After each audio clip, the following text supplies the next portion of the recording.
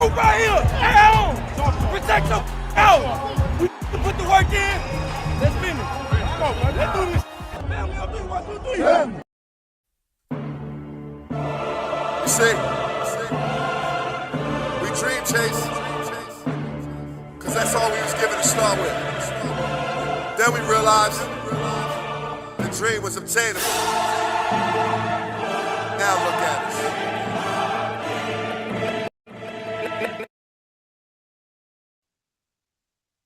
What's going on, Eagles Nation?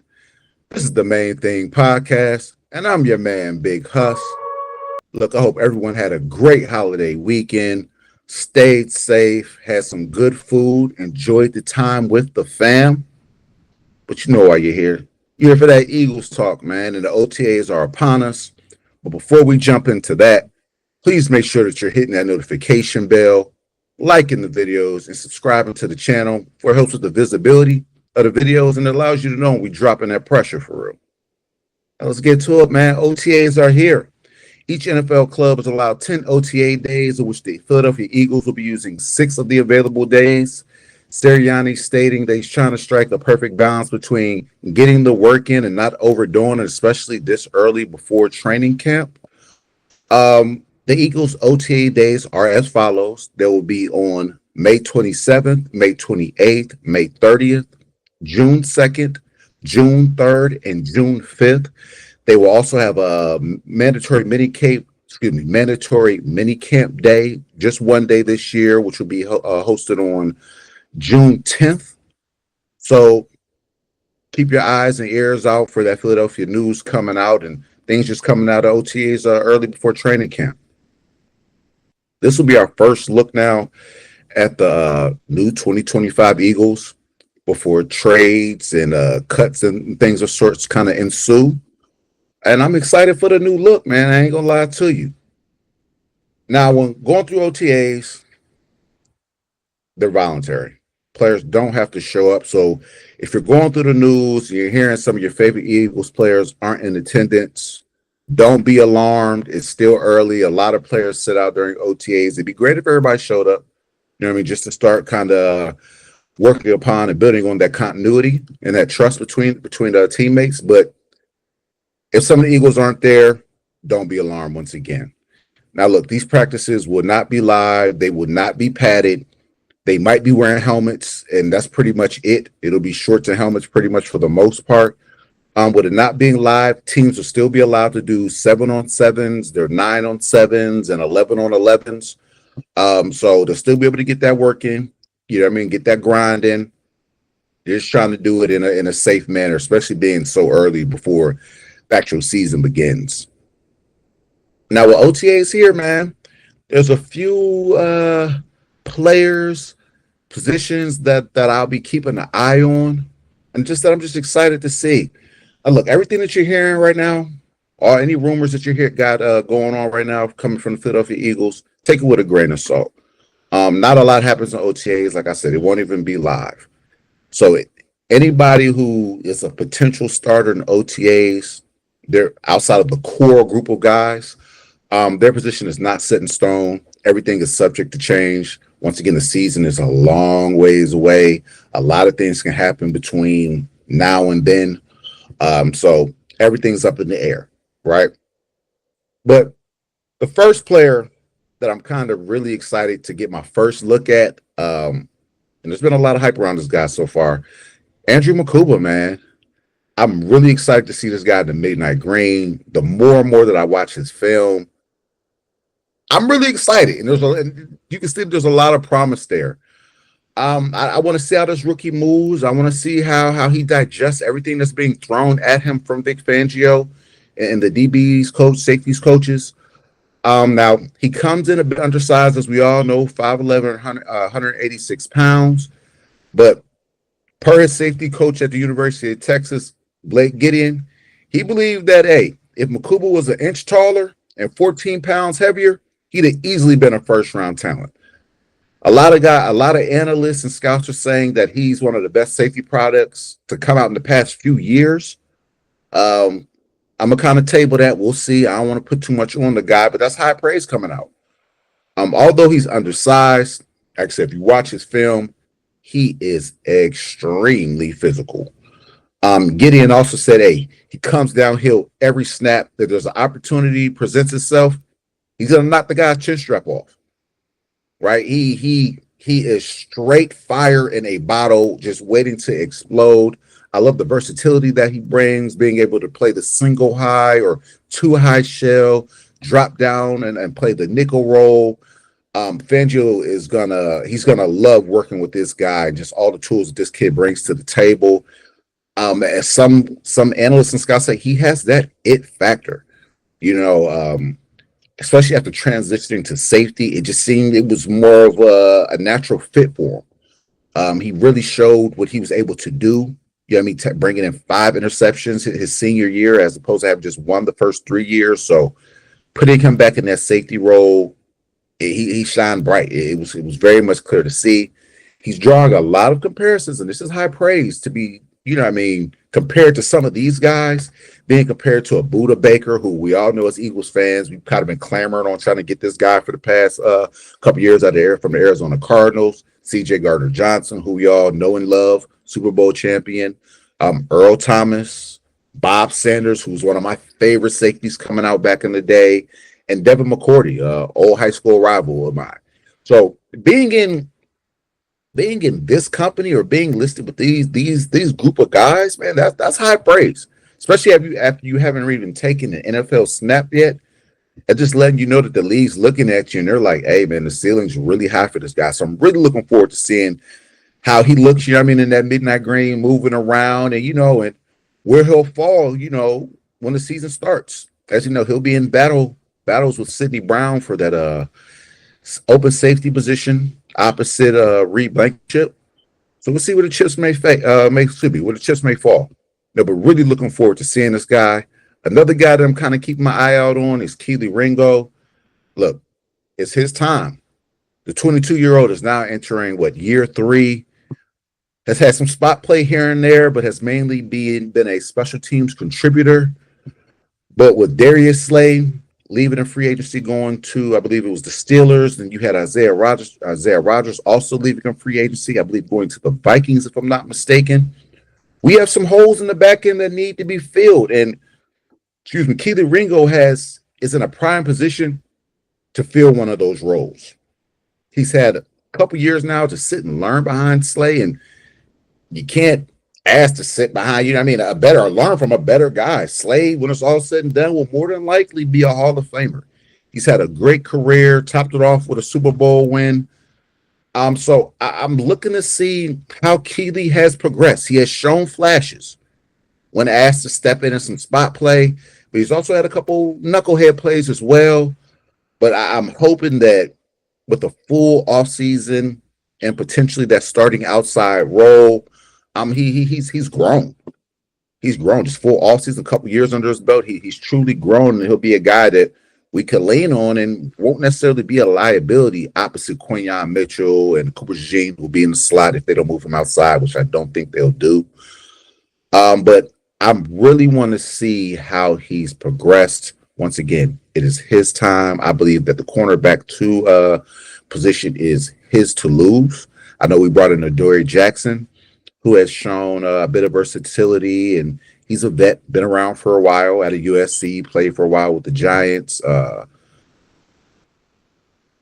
He has an opportunity to win the CB2 role, but I really would prefer if Keely Ringo kind of, put his hands on that, just go ahead and grasp, hey, this is mine.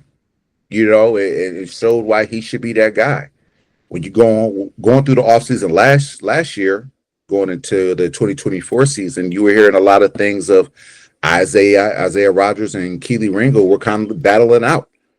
One reporter would say, hey, Keely Ringo should clearly be the starter. The other guy was saying Isaiah Rodgers should clearly be the starter. We all know how shook out. Quinyon Mitchell eventually ended up being the cornerback opposite Darius Slay, but there was a lot of talk around this kid, man. So I'm really looking forward to seeing what his progressions have been and will be, and hopefully he can kind of, put his fingerprints all over that CB2 role. Now, this is more so a position that I'm looking at. It'll be that linebacker position with no Nakobe Dean. Still, rehabbing and coming off that patella injury. And then you have Jahad Campbell, who I believe suffered a shoulder injury that he's still coming back from. There's the potential, or there's reason that, you know what I mean, that one could believe that both these players could start off the season on the PUP list. And with that said, then we have an open linebacker vacancy right now. So I expect the former fifth-round selection out of Clemson, Jeremiah Trotter Jr., Axman Jr., to get the first crack at this job, being that, one, former draft pick, two, dad played here and excelled, legend. Three, he's already had a year in the system learning from Vic Fangio. So I believe he'll already kind of have that leg up, knowing the system and everything. But even with that said, I expect Smael Mondon to get his fair share of reps at that linebacker position opposite Bill Bond. There's a lot of good things to like about this guy. About this young man, this guy coming out of University of Georgia. First off, he's from the University of Georgia. You know how we love our Georgia Bulldogs. They've all come in from that system, showed promise, and for the most part delivered on expectations. They have shown that the moment has not been too bright for them. The stage isn't too big, you know what I mean? I expect Smael Mondon to come in with that same mentality and thrust it into a starting position. Look, he exhibits great range and bursts, which you clearly see on film. The burst, the range, the speed is there, all 4, 5, 8 of it. Mondon, highly athletic, and a lot of things to like about this kid. He exhibits great range, great burst to the ball, which you clearly see when you turn on this film and you watch. That 4, 5, 8 really pops out on tape. He knows how to really use it. Whether that be blitzing, dropping back in coverage and zone coverage, or carrying running backs and tight ends down the field in man coverage. The speed shows up. And you would think with him being undersized, I believe he comes in a little over 6'2", 220 or so pounds, that with being undersized, he would get caught up in the run game and not be able to shed blocks. He does a great job of being able to slip blocks and creating opportunities where linemen really can't get their hands on them. Which is going to play big for him moving forward because he is undersized. He can't get into positions where he's having to fight off linemen and double teams and all this. That's not going to bode well for him just off his stature. He is a thin frame, 220 or so pounds. We'll see if maybe they can pack some muscle on him over the next year or so, and still keep that burst, which he should be able to do just because he is still kind of thin.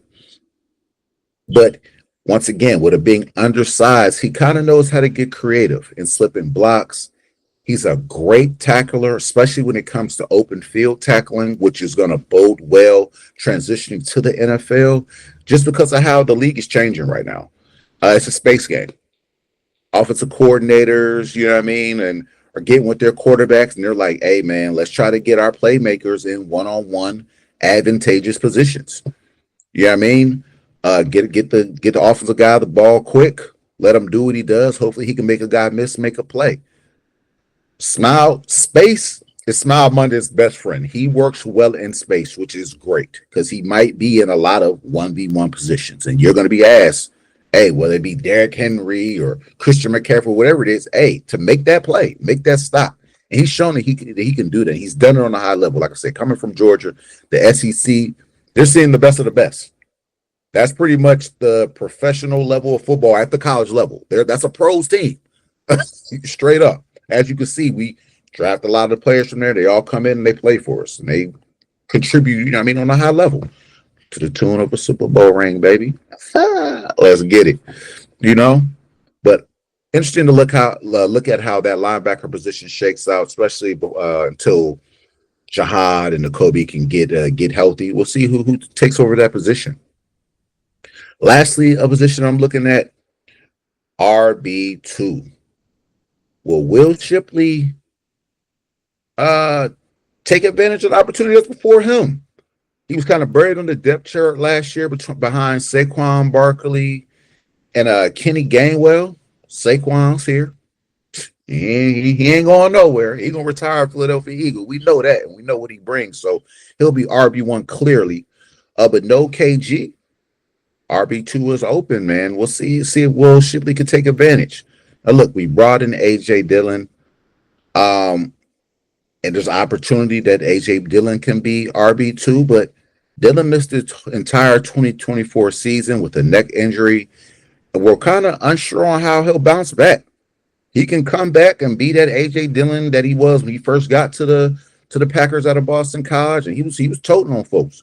He was putting that 250 pounds to work, or he can come in and kind of be injury prone.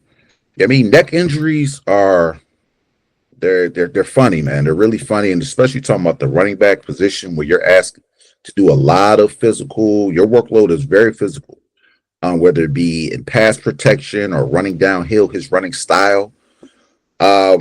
It could pop back up. So we'll see how that progresses going through OTAs, training camp up to the season. Now look, AJ Dillon and Will Shipley both offer different things. That I just mentioned you, AJ Dillon's 250 pounds. At 250 pounds, we know what that is. That's power football. And truth be told, that would be the perfect complement to a Saquon Barkley, who was more burst, power, speed, where AJ is 3 yards in a cloud of dust, man. Get him downhill, get him moving, defenders they're bouncing off of him. Where you have more Will Shipley, he offers a bit of explosiveness, but his prowess is more in the passing game. You know what I mean? Being a pass catcher. So I believe that's kind of where they differ. Both could be good compliments to Saquon. It's just more so, I believe, who wants him more. We'll see how that turns out. Now, one thing that Will Shipley's going to have to work on. One thing he's going to have to work on if he wants to put a firm grasp on RB2, and that is pass pro. You cannot be a starting caliber running back. And I say starting caliber, obviously you had your RB1s, but RB2s spell your RB1s a lot in this league. RB1s get hurt a lot. So RB2s, they play a significant amount of football during the season, whether that be regular season moving into the postseason.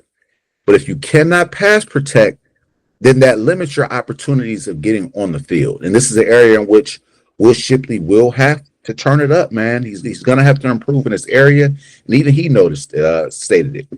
Going back to the final episode of the Rookie Diary, where he stated, hey, that's an aspect of his game that he'll highlight in the offseason as far as training. So he knows what he has to do. And I expect Will Shipley to put that work in. But I want to see how the RB2 position shakes out, because I love what KG gave us.